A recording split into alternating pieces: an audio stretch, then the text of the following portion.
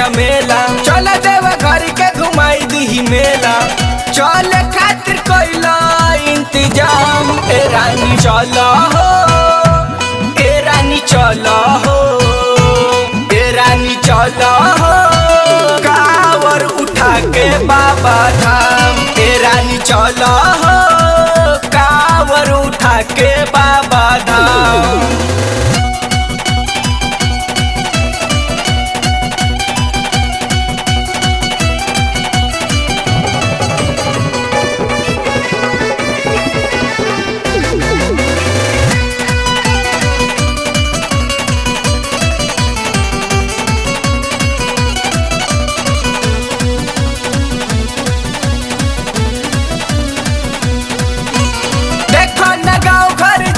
बोलबम के नारा सुनाता,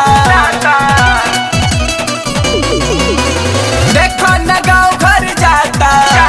बोलबम के नारा सुनाता, चिंता जो निकर बाटे दाम। ए रानी चलो हो, ए रानी चलो हो, ए रानी चलो हो, कावर उठा के बाबा धाम। ए रानी चलो हो, कावर उठा के बाबा धाम।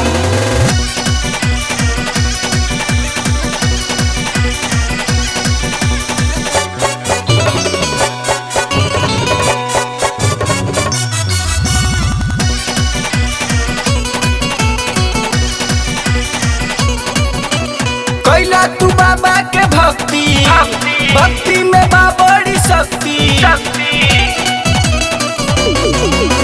कैला तू बाबा के भक्ति, भक्ति में बा बड़ी शक्ति। नगेंदर के बाटे कहना।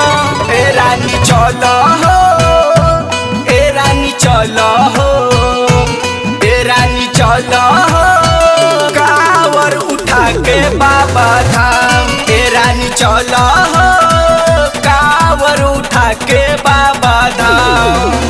छोड़ द सवानवा में घर के झमेला, मेला घर के झमेला। छोड़ द सवानवा में घर के झमेला। चल देव घर के घुमाई दी मेला। चल खातिर कोइला इंतजाम। ए रानी चलो हो, ए रानी चलो हो, ए रानी चलो हो, कावर उठा के बाबा धाम। ए रानी चलो हो, कावर उठा के बाबा